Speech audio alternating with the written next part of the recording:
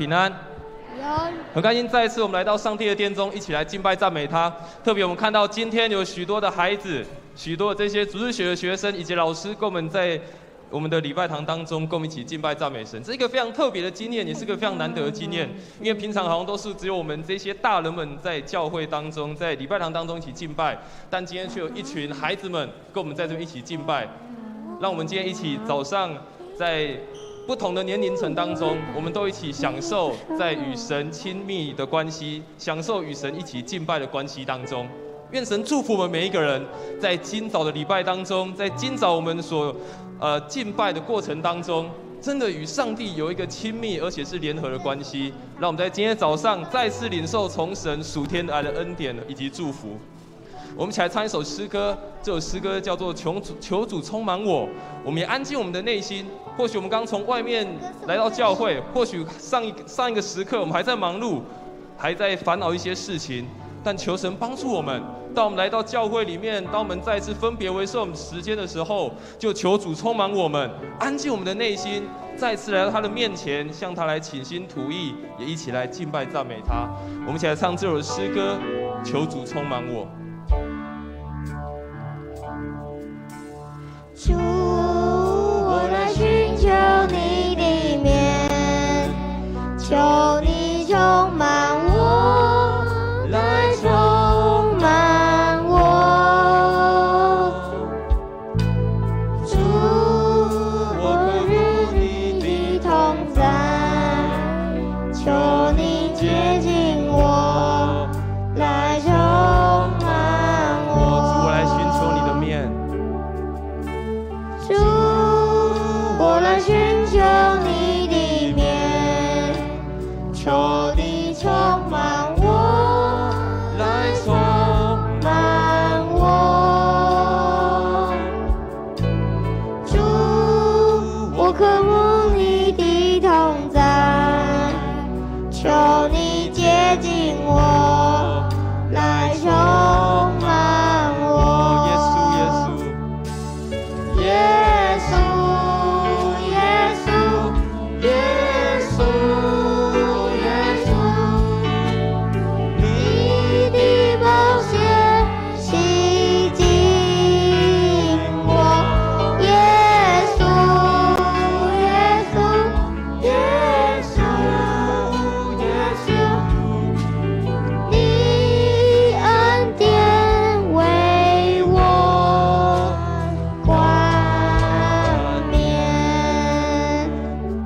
雅各书的4章8节，圣经如此记载。我们一起来念这段的圣经。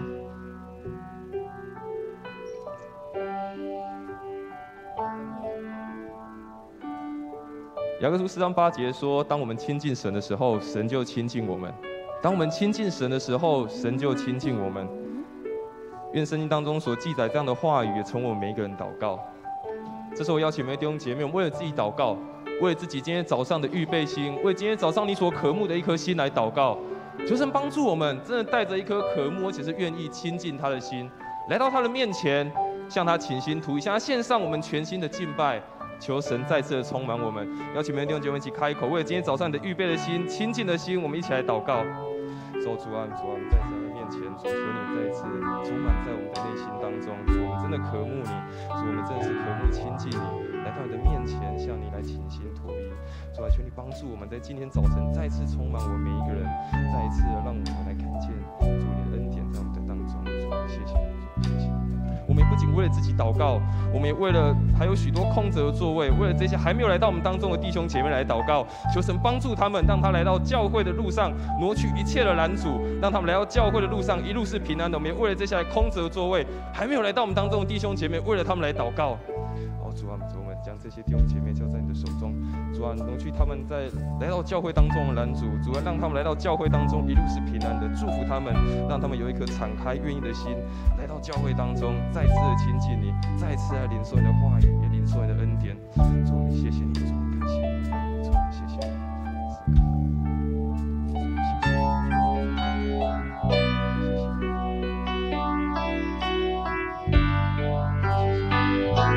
再次来唱这首诗歌。主，我来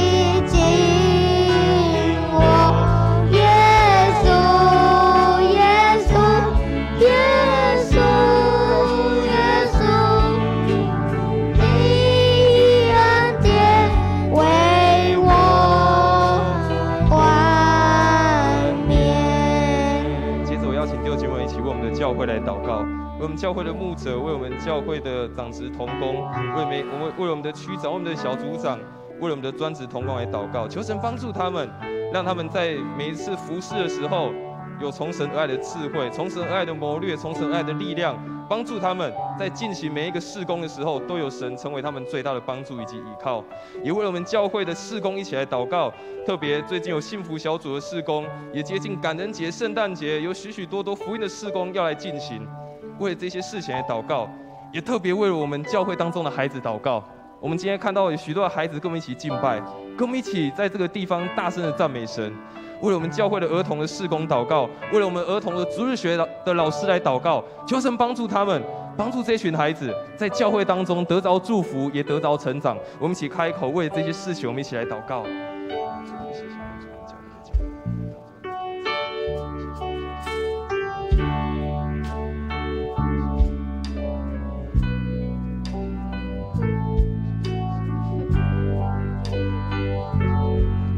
邀请每位弟兄姐妹，为了你所知道有需要的，你不管是你的家人、你的朋友，或者是在教会当中的弟兄姐妹，为他来祷告。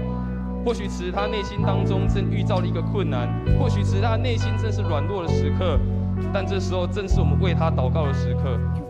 如果你有知道有需要的人、需要关心的人，在这时候也一起为他来祷告，求神帮助他，求神的灵充满在他的里面，求神的恩典祝福也充满在他的生命当中。我们一起开口，为你所知道的人，为他所知道需要的人，为他来祷告。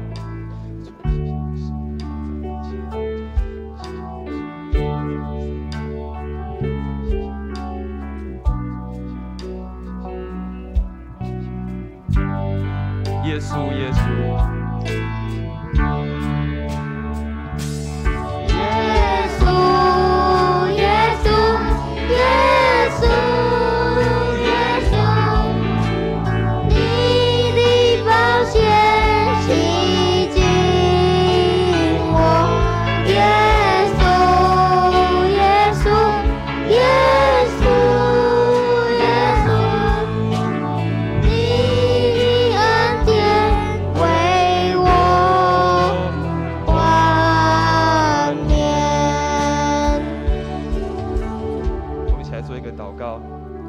耶稣，耶稣，求你再一次进到我们的生命当中，进到我们每一个人的需要当中，求你来充满我们，用你的宝血再一次的涂抹洁净我们。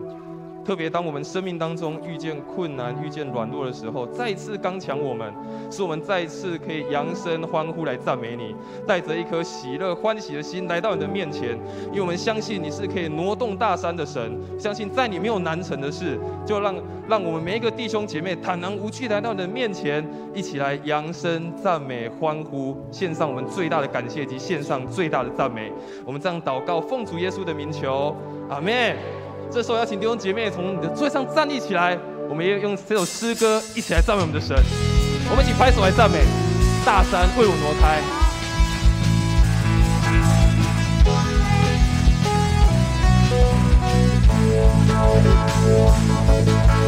虽然道路崎岖，困难险阻，但我心中知道，你一直都在。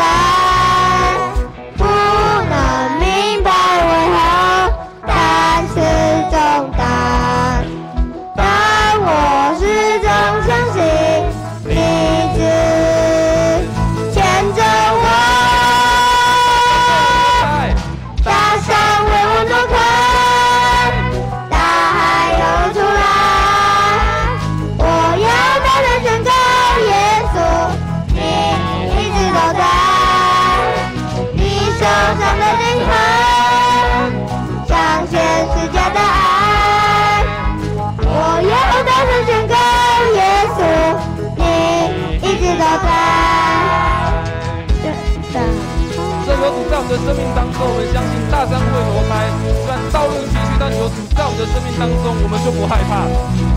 我们再次从头来唱。虽然道路崎岖，困难险阻，但我心中知道，你一直都在。不能明白为何，但是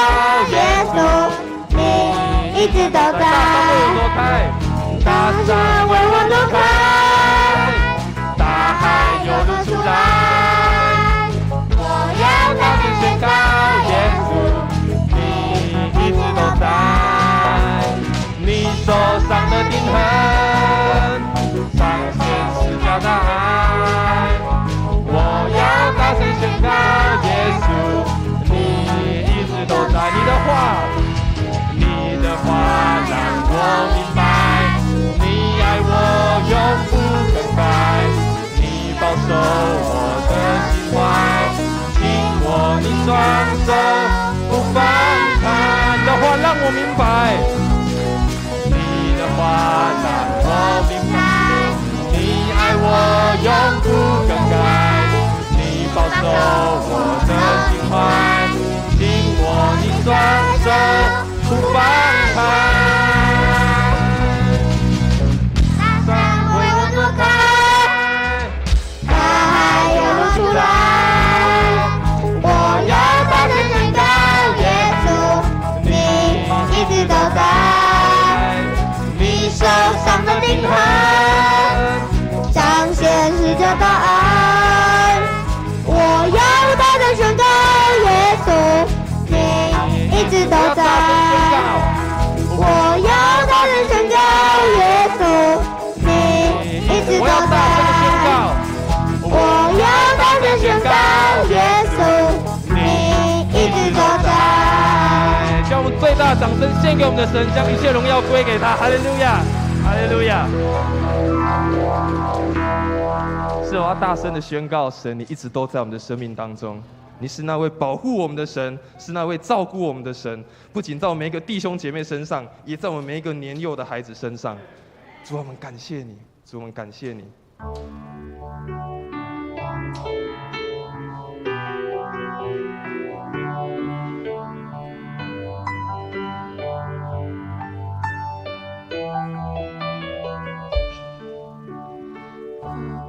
我的是耶和华，耶和华在我的右边引领我，白天太阳不能伤我，夜里月亮也不能害我。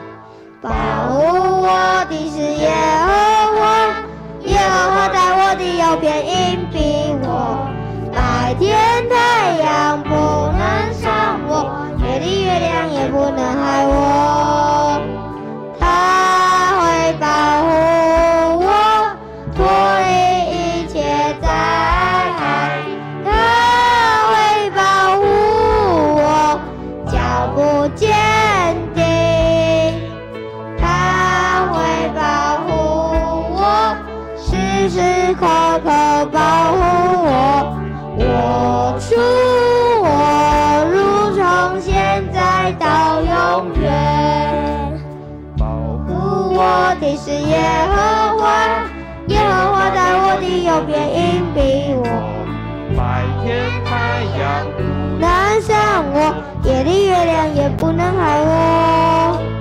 保护我的是耶和华，耶和华在我的右边引领我，白天太阳不能伤我，夜里月亮也不能害我。他会保护我，脱离一切灾害，他会保护我，脚步坚定，他会保护我，时时刻刻保护我，我出我入，从现在到永远。哈利路亚，哈利路亚，哈利路亚，哈利路，哈利路亚，哈利路亚，哈利路亚，哈利路，我要向高山举目，我的帮助从何来？我的帮助从造天地的耶和华而来。我要向高山举目，我的帮助从何来？我的帮助从造天地的耶和华而来。哈利路亚，哈利路亚，哈利路亚，哈利路，哈利路亚，哈利路亚，哈利路亚，哈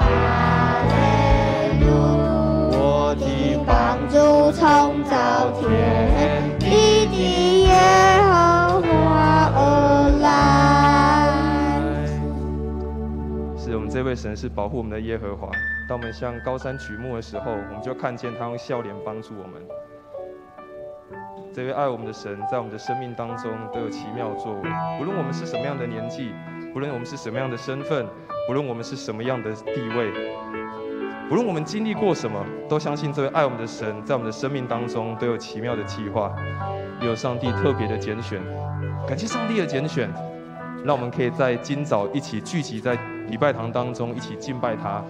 让我们在礼拜堂当中一起来用我们的声音，用我们的行动来回应，来歌颂他。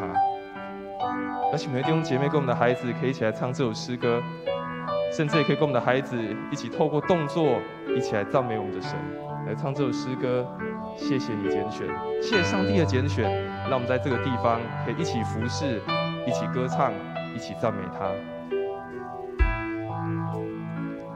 野的花朵为大地披上彩衣，天上星星诉说黑夜的美丽。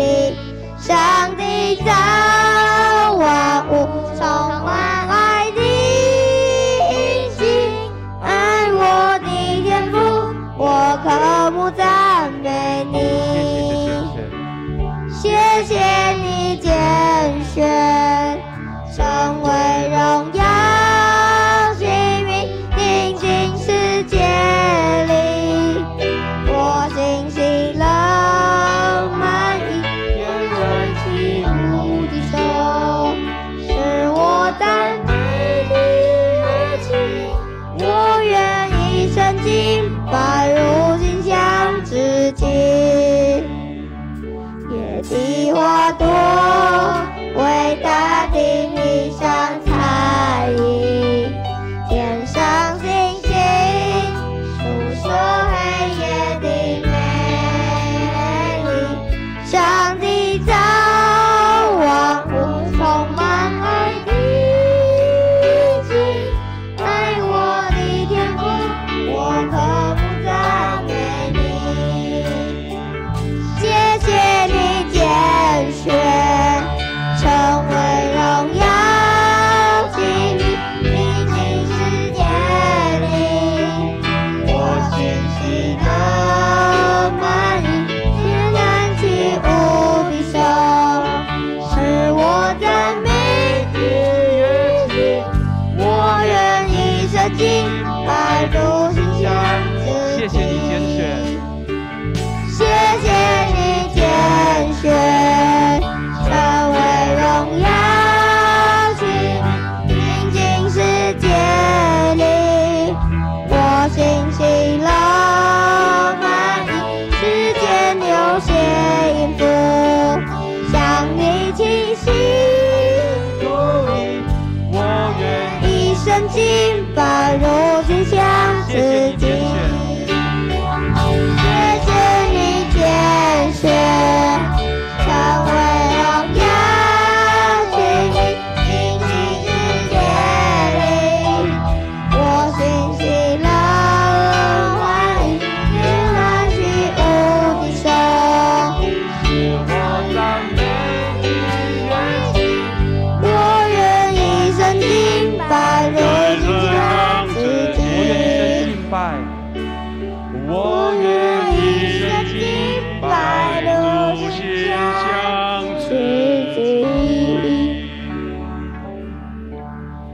哈利路亚，赞美我们的主，感谢你，这群可爱的小朋友，用天使的歌声带我们一起来敬拜你。主啊，这是何等美好的时刻，就像天堂的敬拜。神啊，这些小朋友是你亲自恩膏的，在小时候就跟你建立了美好的关系。我们确信他们的成长，他们的学习，他们在教会里面的领受，必要成为神祝福的管道，带领更多的人来认识你。主，我们感谢你，让我们今天借由主日学主日，小朋友、老师带我们一起敬拜你，让我们更领受在你面前用心灵跟诚实敬拜的意义。主啊，愿今天的敬拜从头到尾荣耀归给你，有一个天堂的敬拜，一个荣耀的敬拜。我们要学习主耶稣教导我们祷告文，同声开口来祷告说：我们在天上的父，愿人都尊你的名为圣。愿你的国降临，愿你的旨意行在地上，如同行在天上。我们日用的饮食，今日赐给我们，免我们的债，如同我们免的人的债，不叫我们遇见试探，救我们脱离凶恶。因为国度、权柄、荣耀，全是你的，直到永远。阿们。请坐。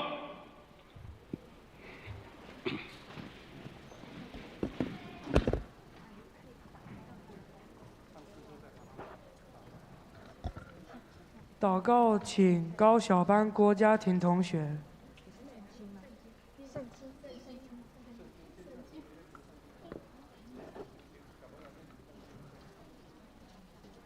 圣经，初小班、中小班。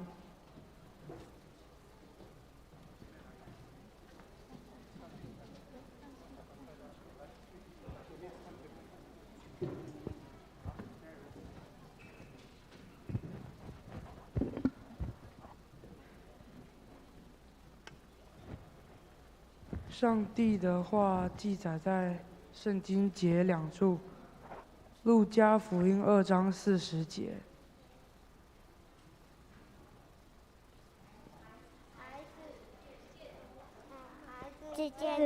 长大，健壮而有智慧，上帝的恩宠与他同在。箴言29章17节。管教儿子，他会使你终身平安喜乐。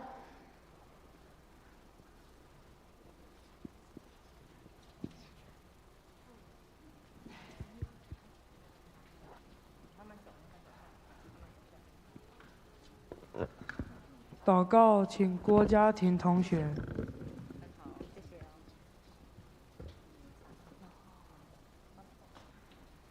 让我们一起祷告，亲爱的天父上帝，谢谢你创造这美好的世界，求你赐我们聪明，能够每天发现你的创造的奇妙和伟大，帮助我们每天都能带着感谢的心，赞美你的大能。今天是你的主日，我们聚在你的施恩宝座前，向你献上我们的敬拜和赞美。求主垂听我们的祷告，悦纳我们的赞美，与我们同在。在疫情当中，求主医治保守染疫的人，能恢复健康，赐下平安。安慰经济受到影响的家庭，照你的应许，为他们预备每日所需，不致匮乏。亲自掌权，让疫情受到控制。今天是教育事工纪念主日，感谢您参派一群老师在主日学陪伴我们，透过诗歌、圣经故事来教导我们。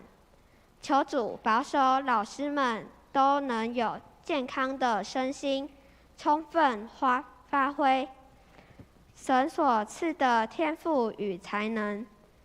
求主赐给我们智慧，好让我们明白你就是我们的依靠，我们的信心，我们的安慰，我们的盼望。让我们懂得如何爱人，知道凡事照主的旨意行，帮助我们成为主所喜悦的人，让更成为别人的祝福。感谢祷告侍奉耶稣基督的名祈求，阿们。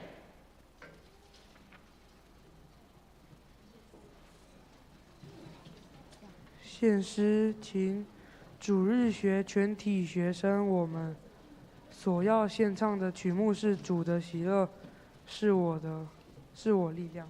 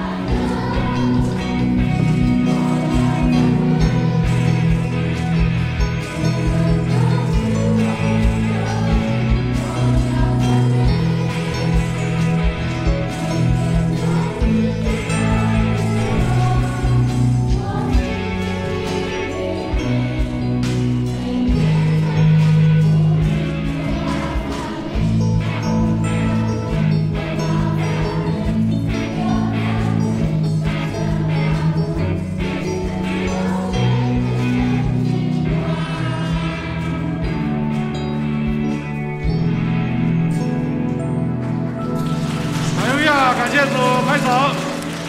可爱的小朋友唱美好的诗歌，带领我们来敬拜。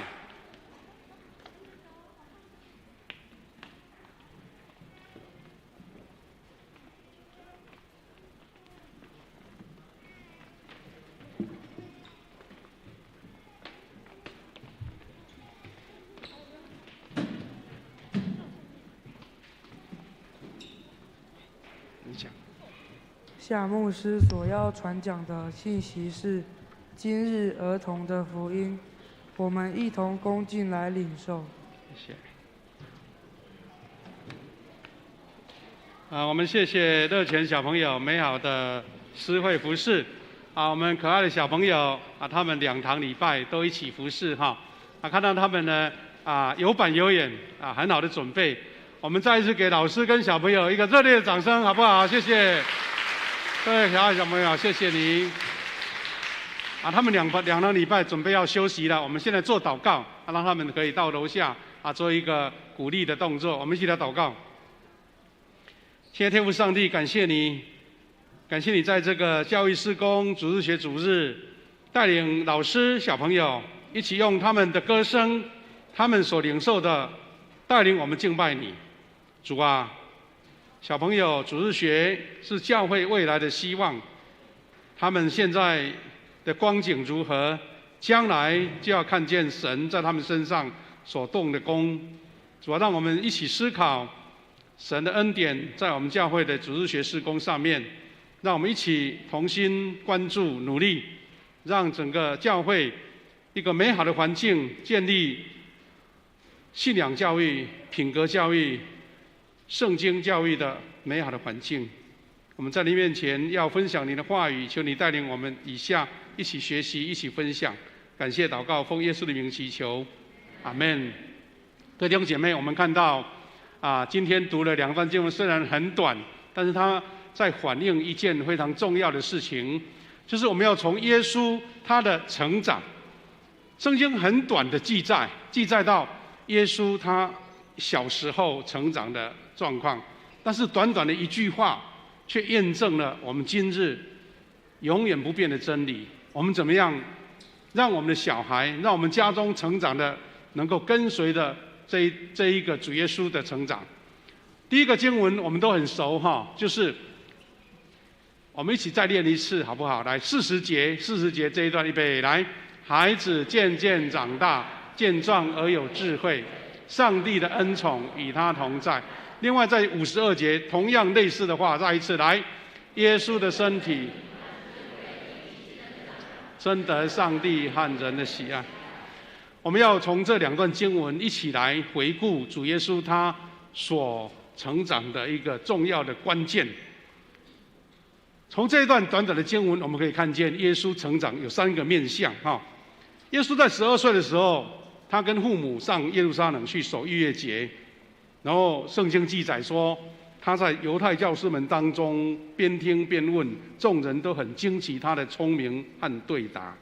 短短的一句话，我们看到印证了犹太人他们很重要的信仰教育、属灵的培育。第一个，他们每一年都有过节，圣经记载说，他们的父母每一年都会按时间到圣殿耶路撒冷过逾越节，然后在12岁的时候，耶稣就跟他们一起上耶路撒冷。拿撒勒是比较离耶路撒冷有一段距离的地方，当时的交通不是很便利的时候，是很难得的事情。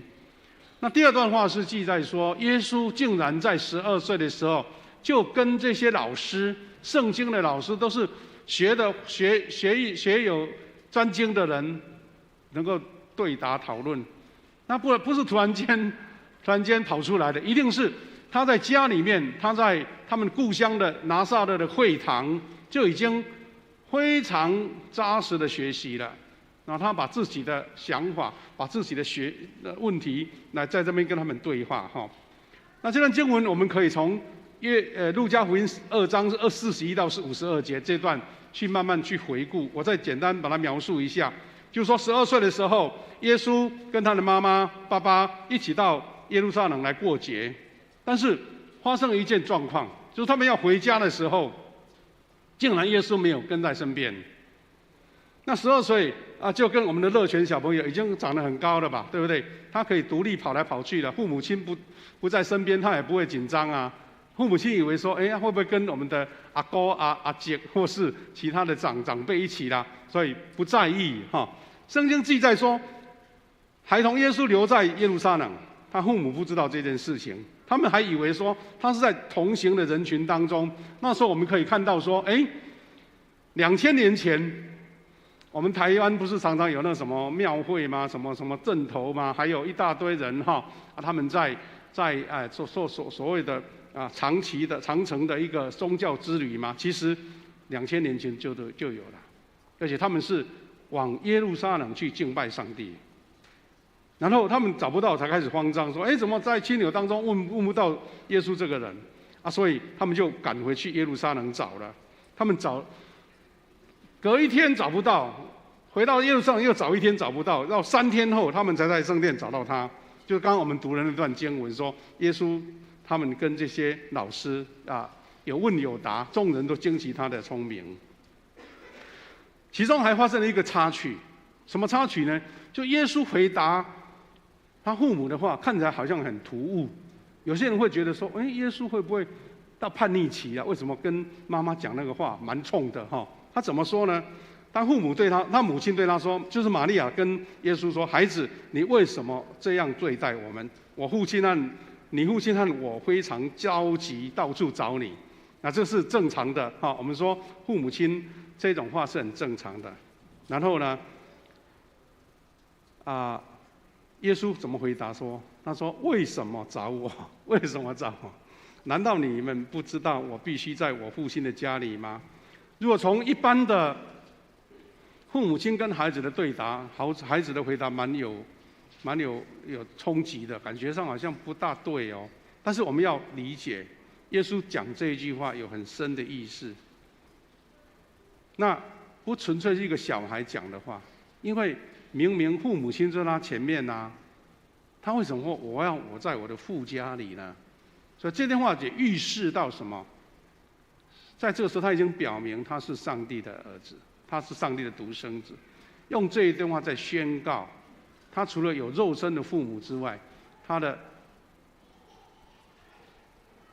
天父就是他的父亲。所以这段话，他说圣经记载说他们不明白他的意思啦。但是我们如果说光从这句话，感觉上好像耶稣会不会很叛逆啊？跟父母亲常常对立？没有啊，因为圣经记载说，耶稣就跟他们回去了。这段话，这是他们在圣殿的情景用的画图了哈。他说：“为什么找我？难道你不知道我必须在我父亲的家里吗？”回答之后呢，看起来好像蛮突兀的。不过后面这一段话就记载在路加福音2章51节说：“耶稣和父母回拿撒勒，事事都顺从他们。”前后对比，好像前面蛮冲击的，后面他是说事事顺从他们。所以我们可以把这一段话看成说，耶稣不是故意要惹怒父母，或是说故意让父母找不到很着急，还一回答那么的冲，不是。耶稣是要在那个时候宣告，他是天父的儿子，他是要在上帝的天父的家，在那边见证神的救恩。因为后面他说很顺从嘛，表示说他不会是那一种跟父母亲对抗的人。那我们也可以印证说，我们圣经里面没有记载，但是一些在犹太人的传统记录里面，是在描述说耶稣他为什么30岁才出来传福音，因为他是当长子的责任，他有责任去照顾他的弟妹、他的家庭甚至有的记录是记载说，会不会是他的父亲很早就离开了，所以他必须要长子的责任来照顾他的弟妹，然后等他们都成长了，他才出来，30岁才出来传福音。这段话我们看到说，耶稣他是顺从父母亲的，很照顾父母亲的是很顾家的哈。好，那我们看到这段话之后呢，我们就可以看到在路加2章40节跟52节两段话都同时描述类似的成长，耶稣的成长。这段话怎么成就呢？40节其实是耶稣在小时候在描述小时候，他父母亲因为躲避当时犹太人的那个压迫，所以他们曾经有一段时间到那个埃及避难，然后回来。40节在描述这一段，52节要描述一处所以我们看到有3个变相，看着耶稣的成长，我觉得也算是我们教会里面家长或是教会关心儿童成长一个非常好的学习。第一个就是耶稣渐渐长大，而且健壮起来。这句话看起来、听起来，现在好像觉得没平白无奇啦。但是你会发现说，我们现在的社会对儿童的健康哇是无微不至，对不对？而且我们现在少子化嘛，一个孩子你就照顾的哇，他发挥你很多的心血。有的母亲为了要照顾小孩，他干脆就不上班了，真的很难得但是早期在那个经济发展不盛行，而且就那个所谓的卫生各样条件都不好的时候，耶稣竟然他在一个温暖的家庭中成长，应该是营养、作息、身体锻炼都充足。反倒现在我们大概小朋友不缺营养，是怕他偏食，对不对喜欢吃甜的，或是喜欢吃那些垃圾食品呐。反倒是现在的小朋友，我知道很多妈妈最担心的是，因为现在那个整个环境充满了那一些比较不自然、不健康的一些因子比如化学的环境啦、空气污染的环境啦、水污染的环境，所以很多小朋友都会碰到有那个过敏的症状，对不对有些是皮肤的症状，很困扰的事情了基本上营养健康都没问题，只是现在新的问题是这边。不过我们可以看到说，耶稣他的成长，身体健康很强壮，这是其中的一个面向。第二个面向很重要，他说耶稣充满了智慧。那我们可以确信他，因为在圣殿12岁就能跟这些老师对话，表示说他在家庭、在当地的会堂、在教育上得到很美好的学习。我记得有一次去那个以色列参观游览那个导游特别带我们到拿撒勒，有一个是由当地应该有一点类似风景，这是风景区或是一个类似那个犹太人的一个民俗村特别盖了一间会堂他们在介绍说，当时耶稣大概就是像这样的会堂里面来学习读圣经，而且还摆了那个桌子啦，摆了那个书卷就是那个羊皮卷圣经这样子。他在介绍我们说，当时耶稣就是在这个地方学习的。那我们看到说，耶稣在家里、在会堂、在教育上有得到美好的学习。那这是第二个面向，很重要的面向。第三个，主耶稣在小时候成长的过程当中，得到上帝的恩典，还有众人的喜爱，表示说他个人呢跟上帝在属灵上很亲密，他跟神的关系很亲密，跟人有很好的人际关系。这一点可能我们很多家长因为不是很急迫，有时候会疏忽掉。那这一点可能对他的一生影响最大，因为上学读书有好的知识，我们把他照顾的白白壮壮的健康，这些都我们看得见的。但是会影响他一生的，反而是他有没有得上帝的恩宠，他有没有得众人的喜爱，这一点反倒是很多父母必须要特别的在意。前几天我们教会提供这个场地，有总会我们的总会来我们的地下室那个比较大的场地举办一个叫做宣教事工研讨会。那所讨论的主题就针对我们的青少年事工了青少年事工，当然也延伸到主日学事工，就说我们现在台湾的教会怎么样看重或是发展出青年的宣教。那其中一个分组的主题，其中一个小主题叫做什么？我们与青年的距离啦。他在讲说，我们这些决策者、这些领导者、这些教会的领袖，你怎么样跟这些新一代年轻人有什么好的关系当然想出很多好的办法啦怎么样投其所好啦，这些年轻人他们喜欢什么，你都要去了解。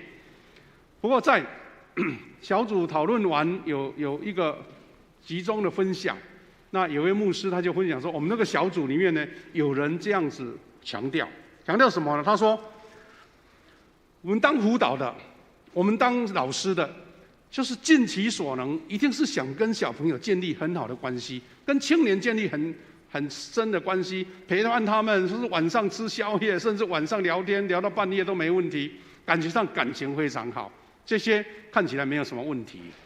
不过，这些情境有可能因为小朋友成长了，小朋友外出了，青少年到外地去了，那种感情就断掉了。那断掉了怎么办？他只是会有一段时间怀念说，我很怀念当时青少年时代，我们的辅导，我们的老师好爱我们，好关心我们，真的很甜蜜。但是甜蜜就没了，为什么？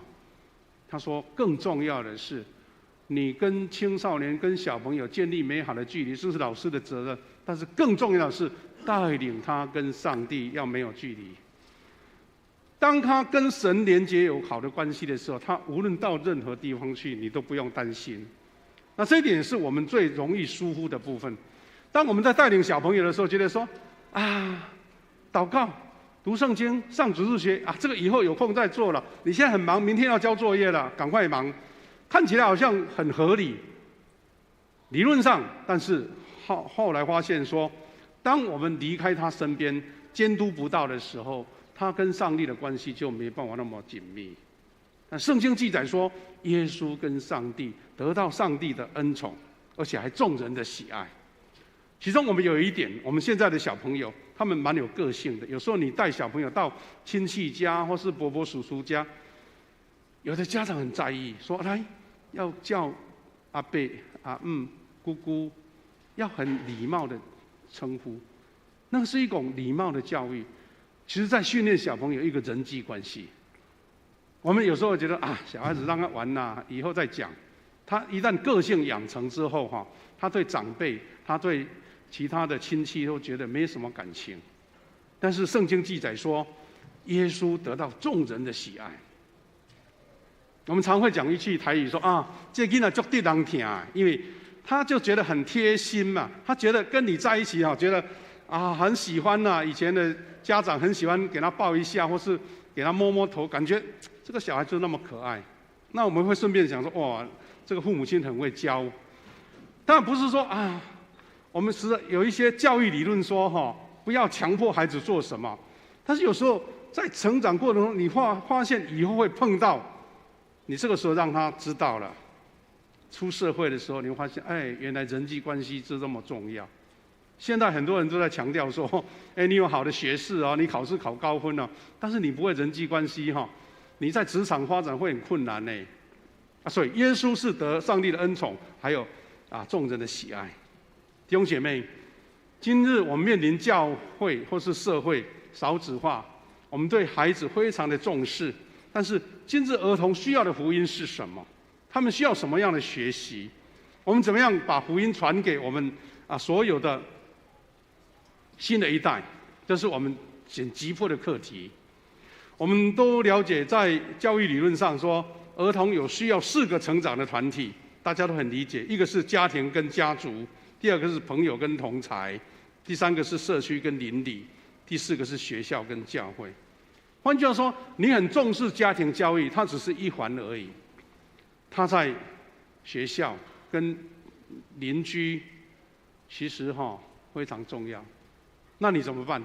你如果没有让他建立一个很核心的思考，你到外面去学什么？有时候他长大了，在家里教的不多啊，到外面学的更多。我记得我在小时候在乡下成长，那除了我们周遭是在教会成长以外，其他小朋友对教会都不认识啊，所以有时候玩游戏啦、赌钱啦，还有说脏话，我们都会被感染到有时候回去不小心讲了一句不好听的话，父母亲马上叮咛说：“哎，你这句话不能乱讲哦。”那同侪之间影响很大。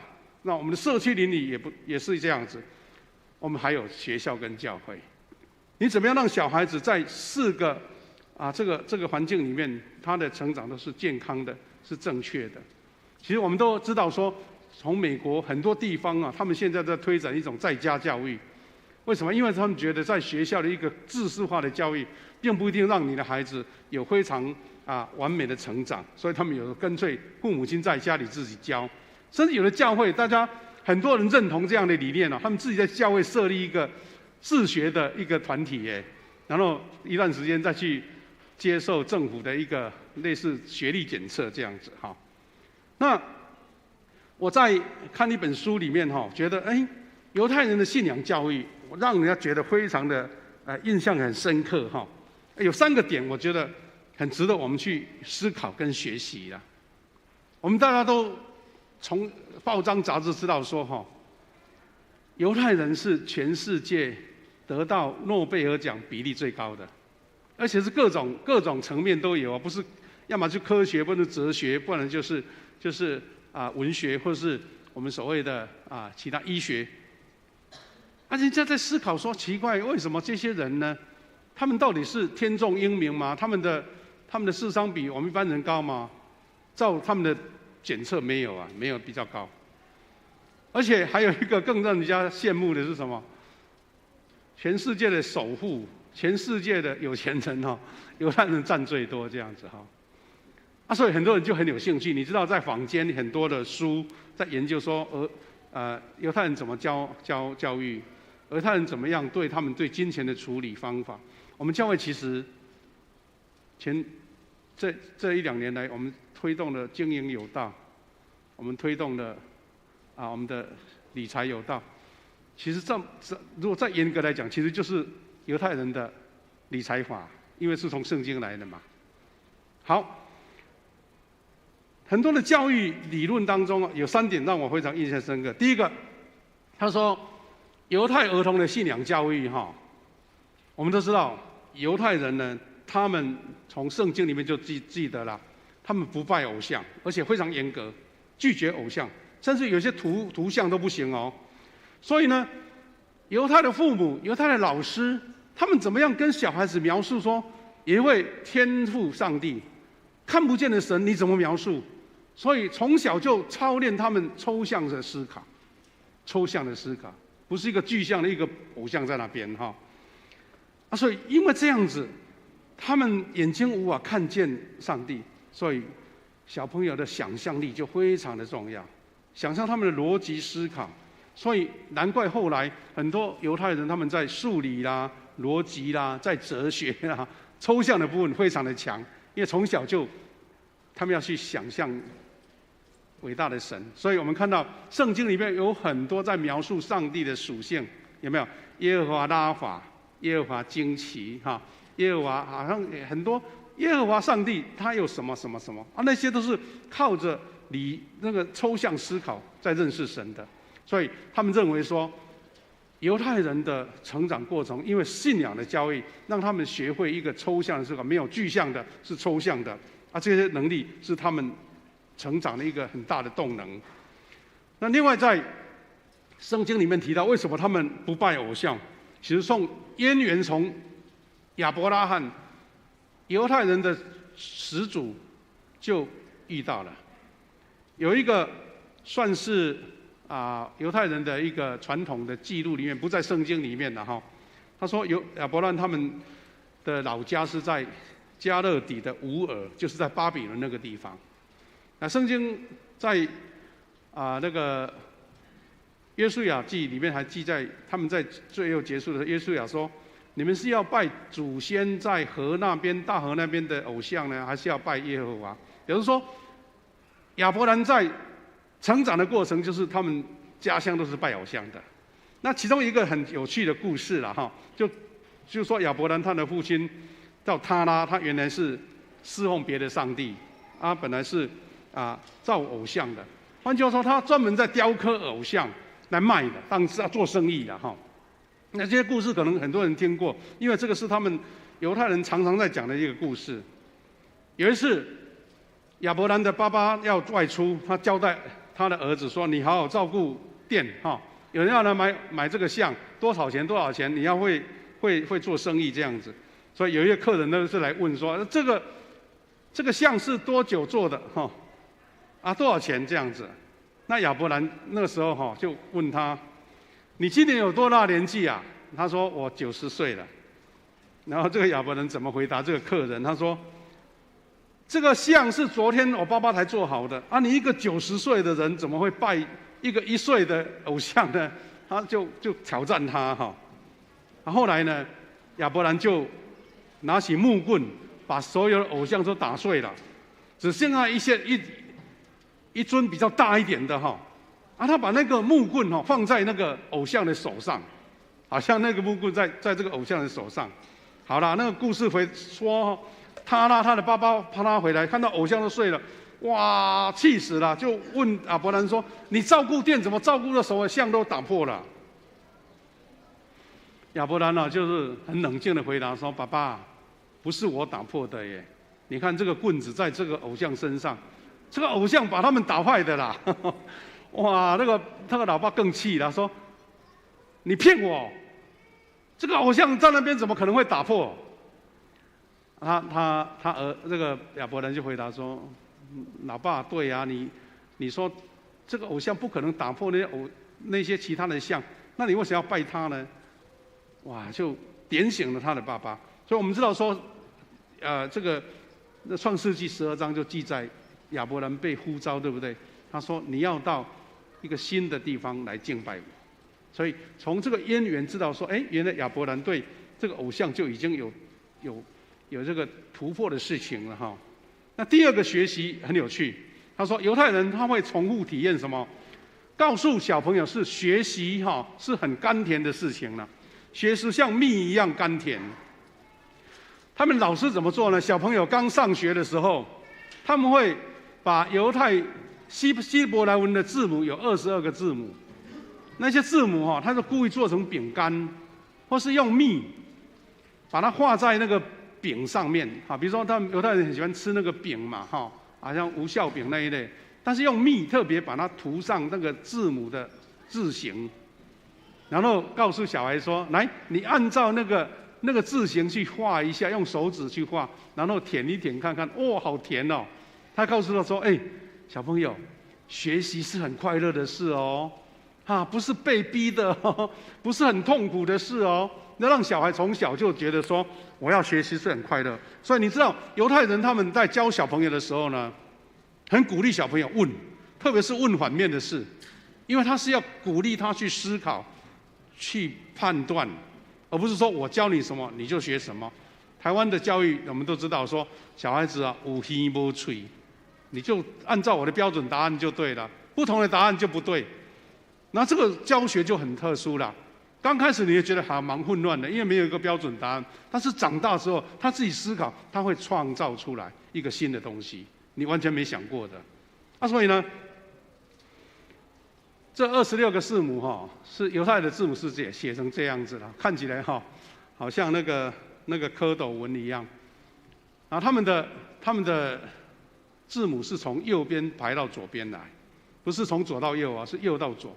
这个字叫shalom，就是平安的意思那是从右边第一个字下面还有一个小 t， 那个是注音呢，它的音符它的音符怎么读？那他用这个用蜜来把它写，让小朋友觉得很好玩很好，而且用那个大卫之星也是一样，做那个饼干用糖粉让小朋友去填让他们知道说你们从小学习是一个非常快乐的事情，所以他们这个大卫之星就是他们的国旗的标志那这个很有趣，就是让小孩子从小快乐学习，而不是被逼着说你为了父母亲你要给我考100分，不然的话我在隔壁的邻居还没有面子，好像把义务教育觉得说你非读不可，他们不是这个样子。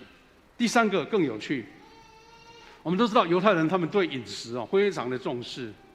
所以呢，他们呢，就是在餐桌上学习感恩，把餐桌成为一个非常重要的信仰教育。那这个是犹太儿童成长非常重要的事。他们的理念是说，人只顾着吃饱，那是没有价值的，而是你吃什么，你怎么感恩，你怎么知道这个食物从哪里来的，那个才是重点。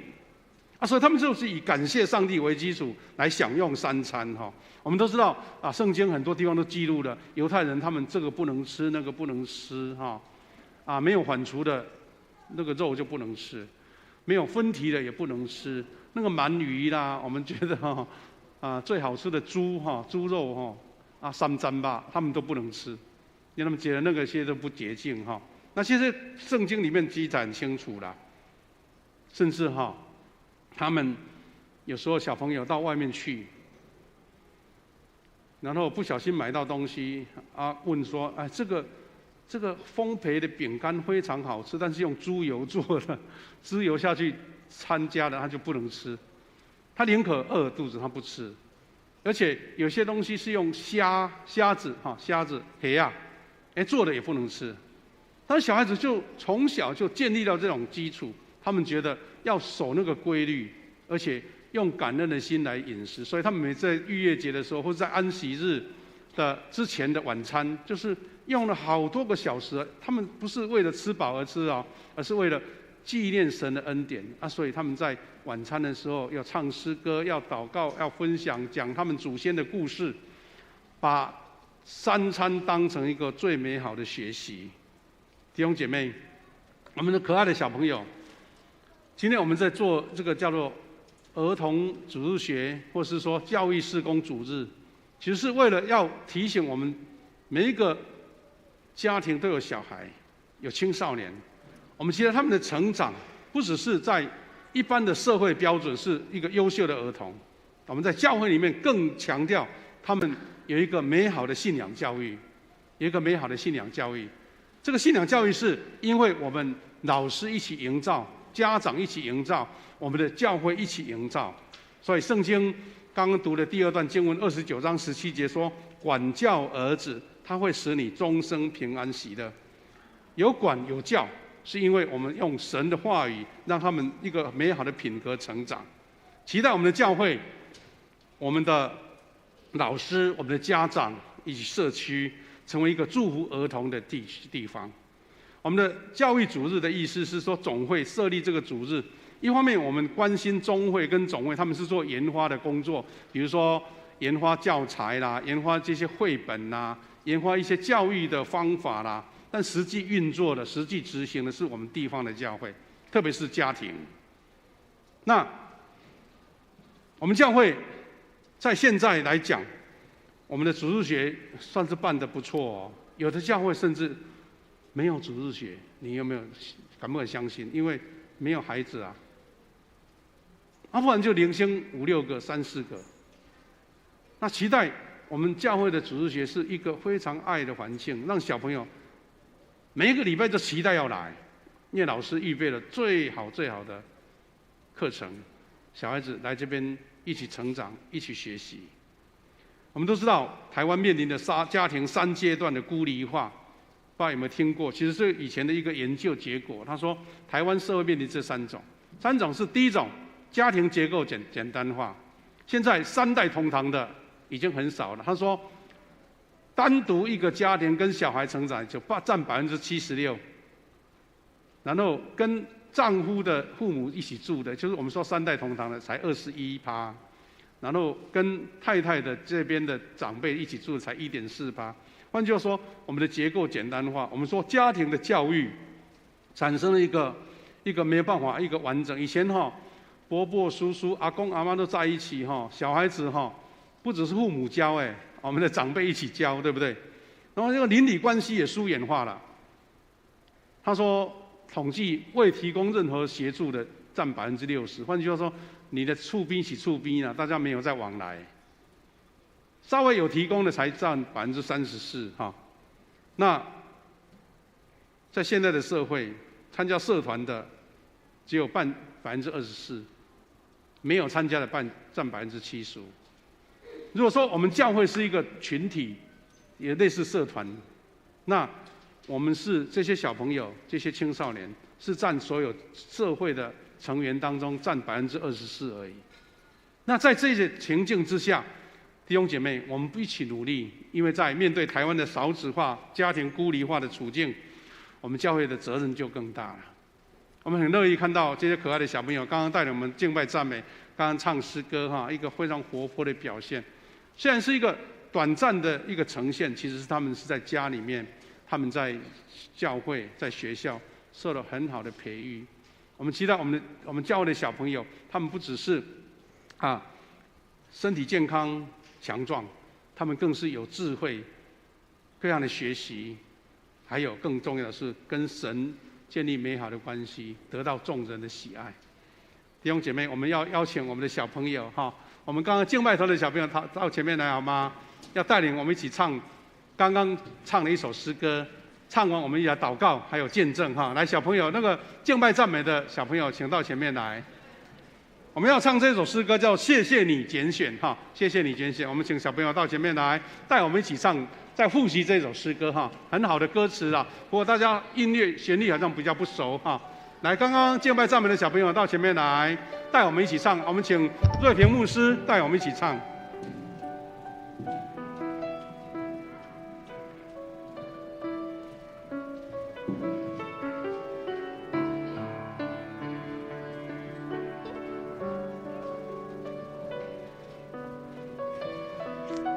由瑞平牧师跟小朋友带我们再唱一次，我们坐着唱哈，坐着唱。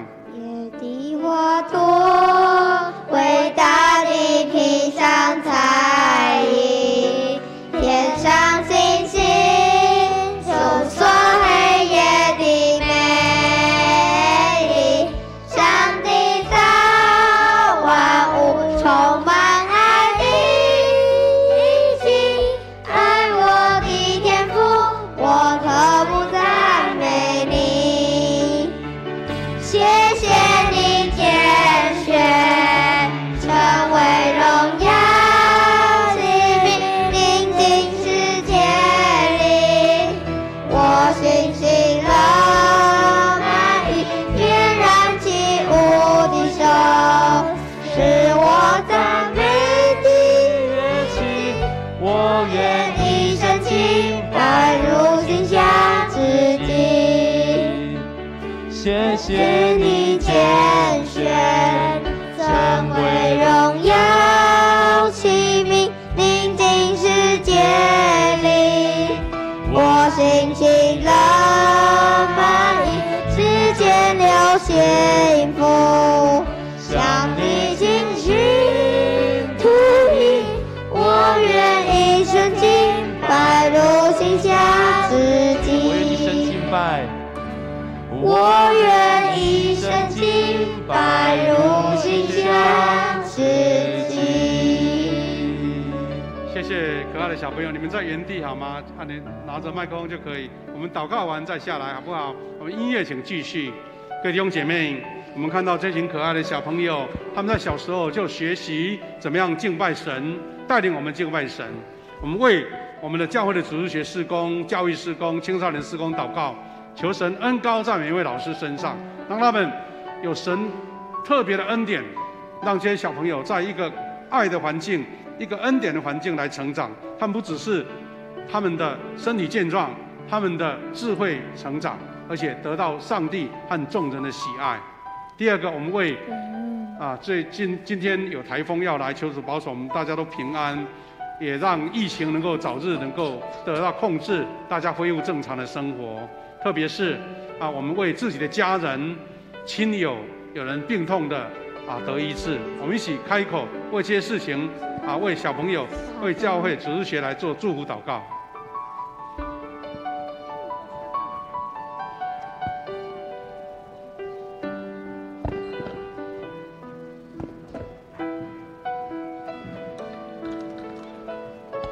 亲爱的天父上帝，我们感谢你，感谢你让今天的主日学老师小朋友带领我们一个美好的敬拜。主啊，要组织一个主日学的事工是何等的不简单，因为要有好的策划，有乐意服侍的老师，有愿意带小朋友到教会的家长，每一个环节都需要圣灵的动工。主啊，让我们这些老师因为看到小朋友美好的成长，心中所得到的喜乐跟祝福是超越物质的。主啊，让我们的主日学越加的兴盛，让很多小朋友在这边得到美好的教导。主啊，我们也求主带领我们在这个疫情还没有结束的时候，大家出入平安，身心灵都健康。有台风的消息，也请你保护我们台湾能够得到神的恩典，大家平安来度过。特别是我们教会当中有病痛的弟兄姐妹，求你赐下医治，让他们在医生的照顾之下，众人的代祷之下，早日来恢复健康。感谢你，愿神的恩典跟我们的教会主日学与每位弟兄姐妹同在。感谢你，祷告奉耶稣的名祈求，阿们。我们要请诗慧来来主持我们一个对，我们现在做见证，对不起，我们要说见证再来做祷告。来，我们请见证，来，我们的黄之恩小朋友来做见证，拍手。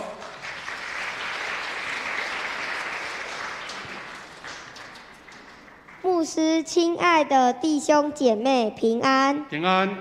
我是黄之恩，在疫情期间，记得在线上观看来台湾宣教士的故事，借着他们的脚踪，带领我们更认识主耶稣。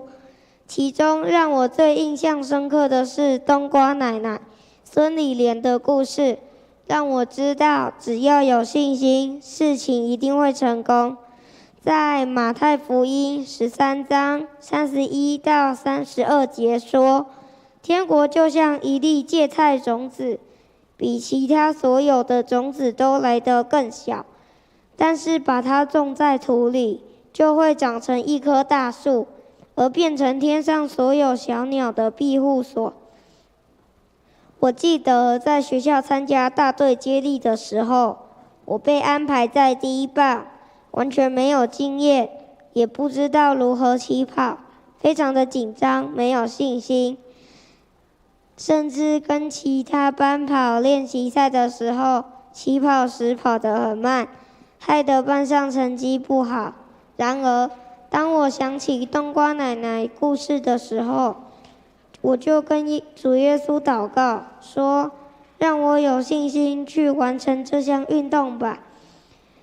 也让我知道要如何去练习起跑和传接棒。在跟班上同学和老师不断的练习之下，我变得比较不紧张了，最后也让班上的成绩有所起色。在我的心中充满力量和信心，虽然还是会紧张，但我知道只要跟主耶稣祷告，我所遇到的困难和状况都会在主耶稣的保守之下，让我可以更有信心的去做好每一件事情。因为有主耶稣的同在和恩典，我知道我是可以做到的，所以主耶稣带给我的是不动摇的信心，并且在我努力与预备之下，经历上帝美好的祝福。感谢主，谢谢大家。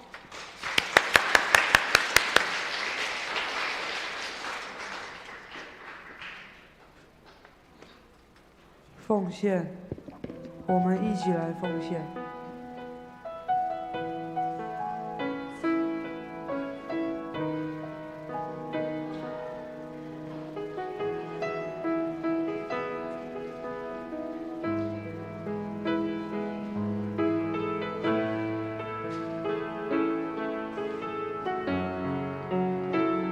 谢谢。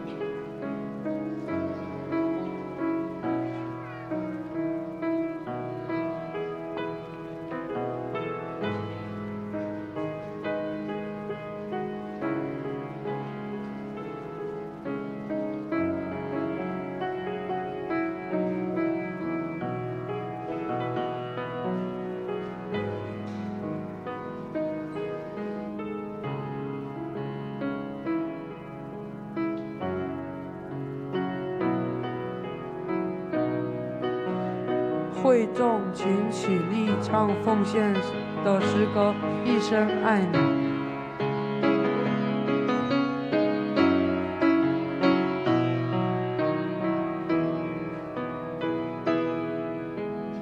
爱你，宝贵耶稣，你爱何等的高远，我的心深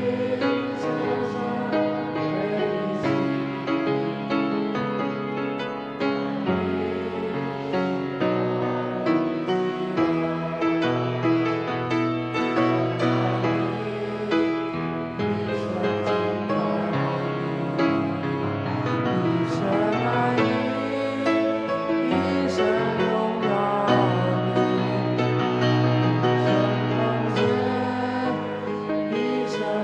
为你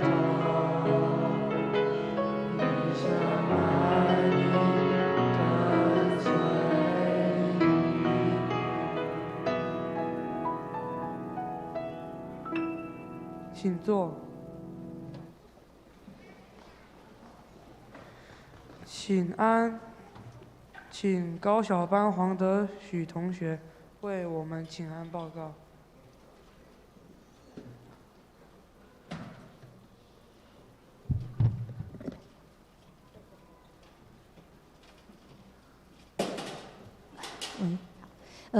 德许哈，因为怀英老师昨天晚上10点半确诊，所以他们临时没有办法过来。那不过他等一下有录制了，今天早上，然后呢那个弟弟德军帮他摄影，然后那个拍摄好的影片，有请安的影片，等我们来看德许跟德军共同合作的制作的影片哈。也谢谢他们在居隔当中还是依然的服侍哈。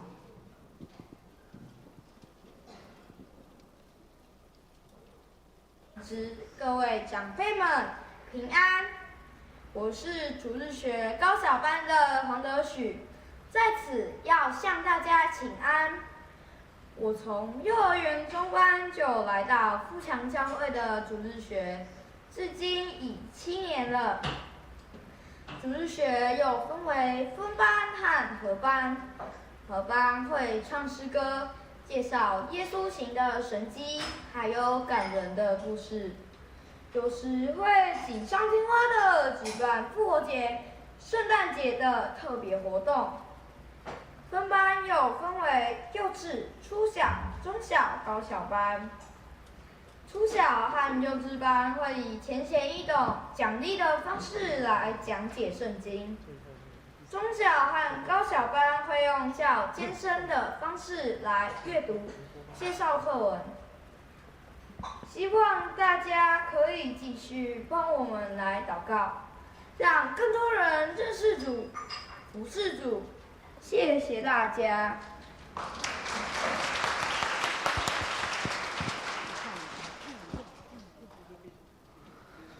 报告，请主日学龚玉凤校长。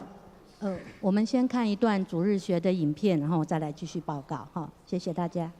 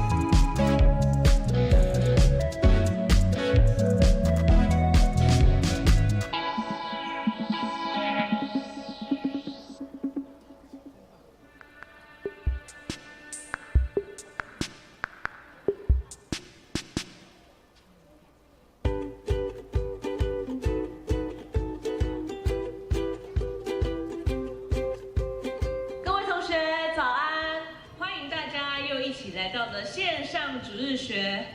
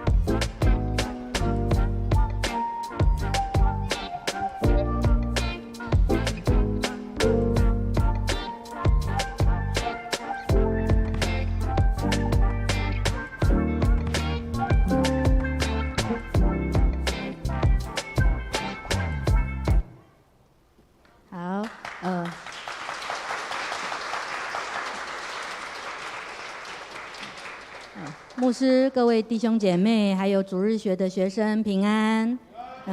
我们大家从刚刚的影片大概就知道了，主日学平时的样貌。那在我们的富强教会里面，有一群为年幼的孩子摆上代祷跟自己的同工老师们，但是我们真的很不足，请你们为我们代祷，求神为我们每一个人开传讲真理的口。在宣讲基督奥秘的时候，能够有从圣灵而来的恩膏，能够贴近孩子，触动孩子的心。那在富强教会里面，也有一群家长，谢谢你们在家里陪伴孩子，建立家庭祭坛，陪孩子读圣经，或者是建立对神有敬虔的心，这些都是现今很重要而且极需要的家庭活动，让生活在追求快速变动科技还有价值观扭曲的混乱世代里面的他们，能够从小扎扎实实的扎根在神的真理里面，就像一棵树栽在沃土里面，屹立不摇。日后他们能够成长茁壮，成为下个世代很关键的领袖。如今已经走进了后疫情的时代，请家里面如果有幼儿园的孩子到小6的学生的孩子，期盼你们让他们回到教会的主日学里，让他们从小浸泡在真理信仰的环境当中。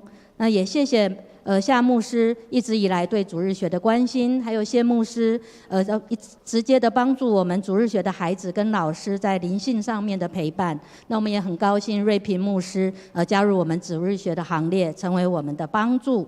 最后恳请大家将主日学的这些孩子们放在心中，恳切的为他们祷告。谢谢大家，也非常感谢大家今天对我们每一个孩子所做的每一个微笑、正向的回应跟肯定的眼神。谢谢大家。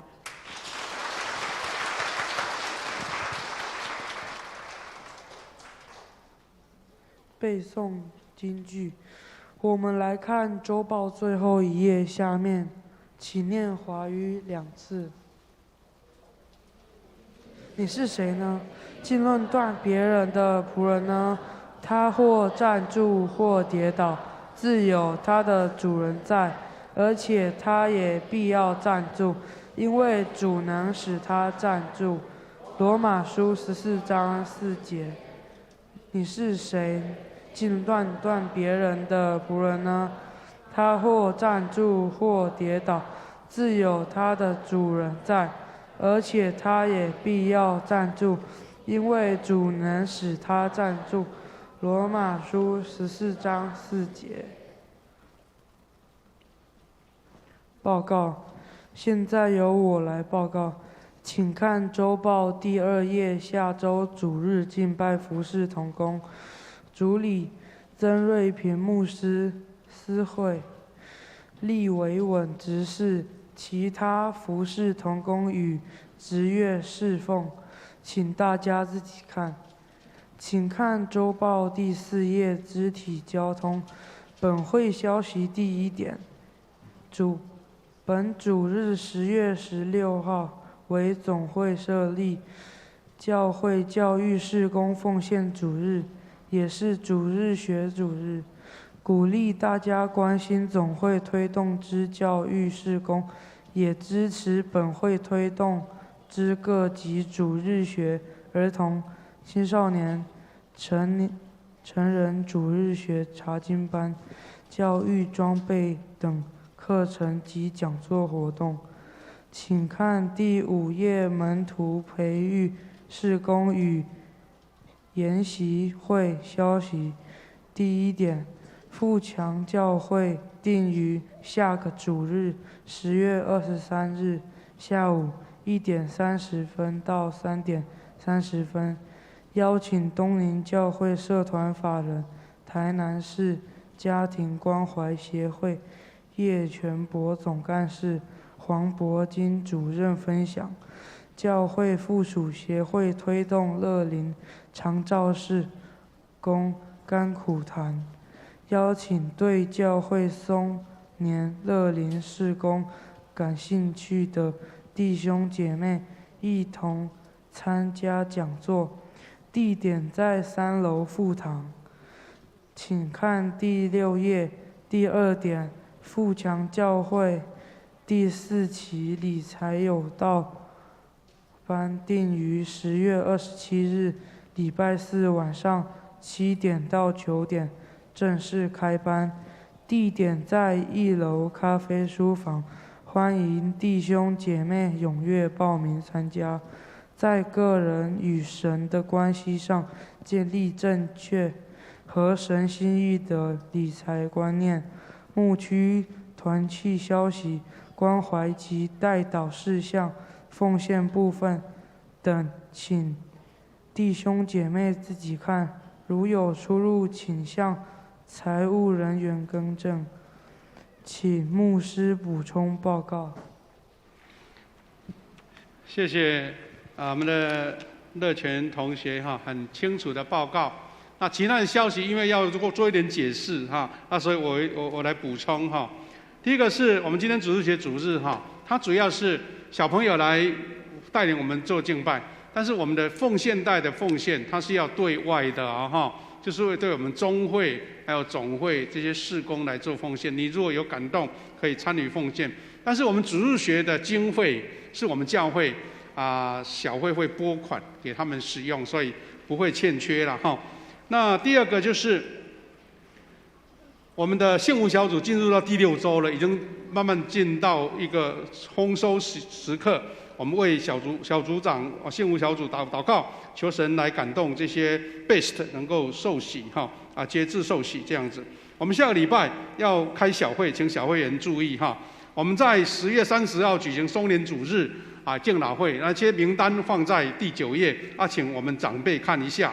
再来，我们为前任的许雅竹传道，他要在11月12号礼拜6下午2点半他要在台北的风景区那边北台湾最老的教会淡水教会丰利牧师还成为教育牧师。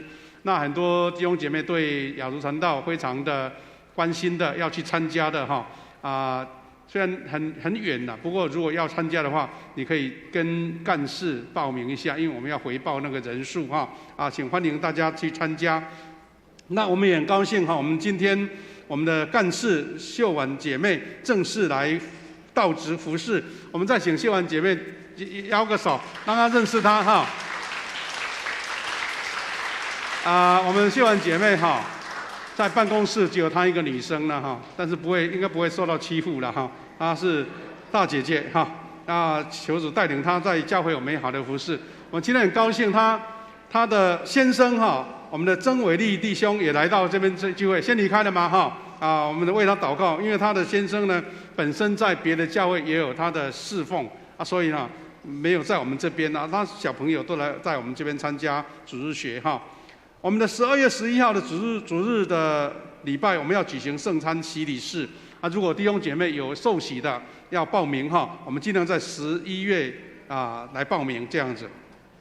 还有一点要邀请大家，就是我们在12月24号，就是我们今年的圣诞节礼拜六平安夜那一晚我们要举行一个全教会的大聚餐还有表演这个节目。但是我们要一个场地又能聚餐，全教会的人又能够有舞台表演。我们知道去借那个来归人饭店，就是平常我们在喜宴的时候可以使用的那我们鼓励大家因为为了要确定桌数人数，凡是我们教会的会籍的会友优先报名你在这边参加聚会礼拜的都算会籍还有你在这边固定做礼拜的慕道友或是外籍的教会的弟兄姐妹都来报名。我们先做登记，钱慢一点交没关系。我们为了要整理人数了那前30桌我们就希望把它掌握下来，然后30桌以后就要开放。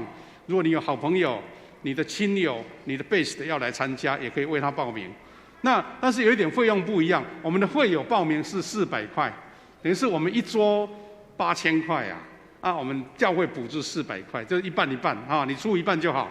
但是如果外面的朋友，因为我们怕人数的管控，所以我们要交600，就是我们的朋友要交600你交400，好不好？这个钱呢，我们先准备好，先不用交没关系，先登记那一天如果说有一些长辈交通不方便，我们会登记说人数多少，我们预备交通工具来载大家过去。大概就是从我们前面东门路一直走到往东走，到过了那个高铁的高架的道路过去，就看到了这一间很漂亮的饭店那鼓励大家呢，在10月19号，就是这个礼拜3我们有一个杨道诺牧师的一个祷告复兴特会，就在我们附近的灵粮堂。我们叫很多弟兄姐妹参加那个我们的那个 RPG 也有很好的勉励。我们其他各小组带领大家一起去参加。我们也恭喜本会郑龙兄跟婉如执事他们夫妇经营一间第3馆的民宿就在我们的老市区那边。如果你有外来的亲友要来顺便要参观台南市的市区，那可以介绍他去做这个很漂亮的民宿另外，我们下个礼拜有那个医治祷告的时间，我们请弟兄姐妹预备心大家一起来祝福祷告。我们的小会员、我们的代祷同工，大家一起参加好，那其他消息刚刚我们的乐全都有报告过了主要是提醒大家在总会消息里面有一些研习会的消息，对主日学、对青少年都很有帮助鼓励大家那个带领同工去参加好，今天我看到很多小朋友的家长也都来了不过我手上没有名单，欢迎你们每一位小朋友的家长一起来参加这个礼拜。好，我们把时间交给我们的诗会，准备来做结束。颂荣，我们一起唱颂荣诗歌。我的神，我的王啊，请起立。唱完后，请夏牧师祝祷。我的神，我的王啊，我要遵从你的命，我要永远称颂你，我要天天称颂你。一起来领受从神来的赐福跟恩典。愿主耶稣基督的恩典、上帝的慈爱、圣灵的保守、相通扶持，与每一位弟兄姐妹与我们的小朋友同在，从今时直到永远。阿们。阿门。阿门。阿